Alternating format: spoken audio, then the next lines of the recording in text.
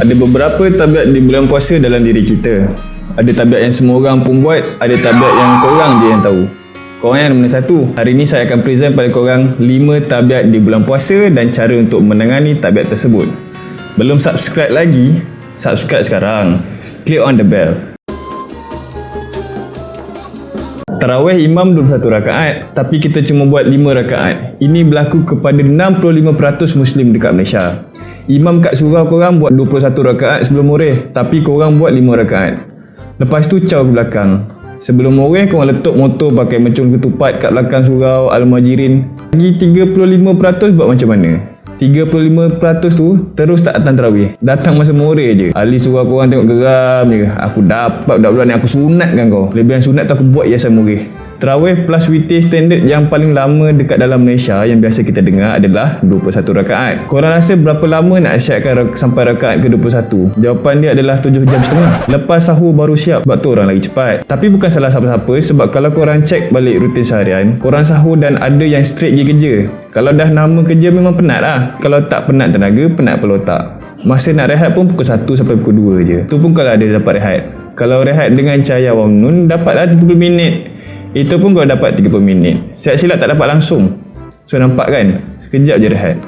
Masa tu lah nak tidur, masa tu lah nak zuhur, masa tu lah nak curi makan, masa tu lah nak curi sokok. Lepas tu kerja balik. Yang curi-curi makan tu boleh lah nak 30 minit. Yang nak belikan makanan tu yang masalah tu bukan sekejap. Muka berjawa pula nak pergi beli. Kalau beratur kat Medi sasah kerana dengan penari tunggu luar tingkap. Tarawih imam 21 rakaat, tapi kita cuma buat 5 rakaat. So apa yang perlu kita buat kalau kita rasa kita nak ikut juga sampai rakaat terakhir? Adakah anda rasa yang saya akan suruh anda minum Tok Ali untuk lebih tenaga? Jawapan dia, tak payah datang tarawih terus. Tak payah datang terus. Straight ke padang main mercun. Meriam lebih baik. Puasa pun tak ada hati nak tarawih. Puasa ni sekarang ni tengah lockdown. So rajin tak rajin, korang tetap kena buat tarawih kat rumah. Tak boleh keluar. Kalau nak main mercun, korang main mercun dekat dalam rumah. Kalau korang nak main meriam, korang main meriam kat dalam rumah. Kalau korang nak bakar mercun dalam rumah, jangan bakar kat dapur, bahaya. Bakar mercun dekat ruang tamu tak apa. Bakar mercun kat ruang tamu X lagi baik. Next tabiat bulan puasa. Media sosial penuh dengan fenomena dan iftar dan tarawih. Ini adalah fenomena yang kerap terjadi di media sosial apabila tibanya bulan Ramadan. Ramai yang akan memuat naik status dan sahur, dan iftar, dan tarawih. Ada yang di antara anda yang obses dengan trend tunjuk segala-galanya di media sosial, menjadikan hashtag dan sebagai modal untuk mengaburi follower yang anda nak belagak. Hashtag dan tarawih, tunjuk telekung Siti Khadijah. Oh my god. Lepas buka, buat caption, tempoyak Milo is done. Anda takkan post sebelum makan sebab nanti post korang tenggelam. Anda tengok IG, FB, Twitter lepas berbuka. So anda post semua selepas berbuka. Expose. Lagipun pinggan anda mak yang basuh. Semua modal nak menunjuk. Sampailah anda sedar yang anda dah over dengan fenomena hashtag dan. Anda nak cari penyelesaian, tapi tak jumpa jawapan. Anda cuba pelbagai cara, tapi tetap berakhir dengan post hashtag dan. Anda dah buntu. Jangan risau, saya boleh bantu. Komen di bawah masalah anda. Apa caranya untuk kita buang tabiat post hashtag dan belagak ni? Untuk dapatkan jawapan tersebut, kita beralih dulu ke sejarah hashtag dan. Di mana bermulanya hashtag dan? Semuanya bermula di tanah Melayu pada abad ke-18 sebelum Masihi. Seorang wanita di Selat Melaka sedang tarawih dekat surau kampung dia. Dia pakai telekung yang paling cantik dekat tanah Melayu masa tu sebab Rizalman hadiahkan masa hari jadi dia. Dia nak orang tahu lagi yang dia punya telekung paling cantik. So, setiap tarawih dia jerit, dan tarawih. Setiap tarawih dia jerit, tarawih is done. Padahal masa tu belum tarawih lagi. Last kali dia kena bunuh, mati. Fast forward ke 1992, dia hidup balik. 2018 kali ni dengan bantuan media sosial, dia kembali dengan perangai yang sama.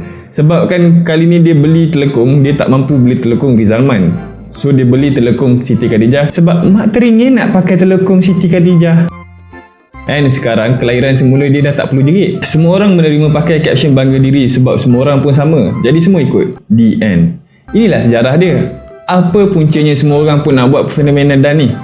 Kita curahkan effort kita, tenaga kita untuk something. Jadi kita pun mestilah nak abadikan memori usaha kita dalam satu medium, betul tak? Contohnya, kita tak pernah masak, tapi kita nak masak something. Kita tengok orang lain boleh buat, so kita pun nak buat lah juga. So kita pun start masak nasi durian goreng. YouTube ada ajar. Once dah siap, kita pun rasa nasi tu rasa nasi goreng tapi ada lembik-lembik durian. Kita tak suka, tapi takkan kita nak buang semua. Kita dah buat effort dah ni untuk nasi ni, 6 jam dah habis untuk buat dia saja. Takkan nak buang semua. Rasa tak sedap, tapi nampak cantik, kuning je nasi ni. So kita ambil gambar, kita pun post kat IG. Tapi takkan post je, caption mana? Takkan lah nak caption klise-klise segan lah nanti. Mesti nak caption nampak confident betul. So dari situ ada hashtag Dan tercipta. Guna je Dan di post-post yang ada, dan tiba-tiba sampai Ramadan. Disebabkan old habit die hard, so kita pun guna je balik hashtag yang sama, cuma tukar mood untuk Ramadan pula. Jadi apa caranya untuk kita buang tabiat post hashtag dan belagak ni? So, untuk kita buang tabiat belagak kita ni, kita uninstall FB, kita uninstall IG, Twitter, dan start main TikTok. Next, tabiat bulan puasa yang sering terjadi adalah selalu tertinggal sahur. Sahur adalah satu tempoh masa di pagi hari untuk kita mengisi perut sebelum memulakan puasa di siang hari. Yang mana makan pukul 9 kat office tu kita panggil sebagai sahur gajah. Sama macam subuh gajah, dia standard. So apa beza sahur gajah dengan sahur biasa? Beza dia adalah sahur gajah tak sah puasa. Satu dunia pun ada masalah yang sama. Waktu maghrib kita buka puasa, so keadaan selepas berbuka yang lebih selesa. Sebab lepas berbuka obviously kita rasa kenyang, tak lapar. Jadi kita extend time kita waktu malam. Layan phone sampai 12.30 malam, 1 pagi. Sebab masa ni kita rasa lebih selesa. Masa ni waktu kita nak makan bila-bila pun okey. Itu yang bila sampai waktu sahur tak bangun. Ada yang dah bangun pun tidur balik. Sebab apa? Sebab tak tahu nak makan apa, tak ada selera. Mak kejut adik-adik bangun sahur, lepas kejut mak tidur. Anak kejut mak pula untuk sahur. Tu pun ada juga. Kita perlukan sahur sebab nak tenaga sepanjang hari. Kalau tak sahur, sehari lesu dan akan mengakibatkan di tengah hari. Sebab apa lagi orang tinggal sahur? Sebab bila kita bangun pagi, rasa lapar tu tak ada. Kebiasaannya kita lepas tengah hari baru kita lapar, betul tak? Lepas tengah hari baru nak makan. Dah menjadi habit kita untuk skip breakfast. So apa salahnya kita skip sahur? Sebab tu tinggal sahur. Tapi tengoklah apa jadi lepas tengah hari. Kita mula rasa lapar, kita mula rasa nak makan. Efek yang terjadi kebiasaannya kepada peninggal sahur adalah bibir-bibir yang basah dan mulut berbau kari, kadang-kadang bau surya. Mario. Jadi jika anda mula terasa, sila subscribe di channel saya. Click on the bell. Makanan sahur kita adalah salah satu dari penyebab malas nak bangun sahur. Bila nak sahur, makanan tak kena dengan selera. Makanan yang buatkan kita boring. Mungkin anda bersahur hari-hari dengan salmon. Mungkin sahur anda hari-hari dengan steak. Makanan yang membosankan. Kita nakkan makanan lain dari yang lain. Tak naklah sama dengan orang lain supaya boleh hashtag dan sahur. Jadi apa yang anda boleh buat kalau untuk tak tertinggal sahur? Jawapan dia, jangan tidur langsung. Tidur lepas sahur. Next. Lesu di bulan puasa. Saya tak larat kerja kat bulan puasa. Macam mana saya nak atasi masalah ni? Baik, kita tengok macam mana. Nabi berperang dekat bulan puasa dan menang perang tersebut. Jadi kalau korang tak larat bulan puasa, mungkin sebab korang berkuda untuk pergi tempat kerja. Sebab tu tak ada tenaga. Kalau yang tengok video ni belum pernah bekerja, macam student contohnya, biar saya terangkan.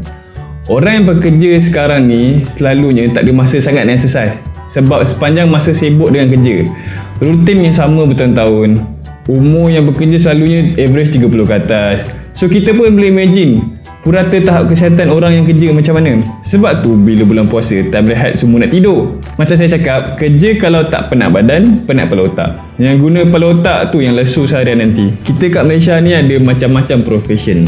Saya sendiri salesman kereta. Jadi tahap kepenatan setiap orang adalah lain-lain. Yang kerja office macam audit, lukis plan, insyaAllah tak ada masalah. Kalau kerja dekat majlis macam kat DBKL, okey, tak ada masalah. So apakah pekerjaan yang paling stres sekali? Jawapan dia jual aiskrim. Lebih 60% rakyat Malaysia akan lesu di bulan Ramadan. Sebab apa?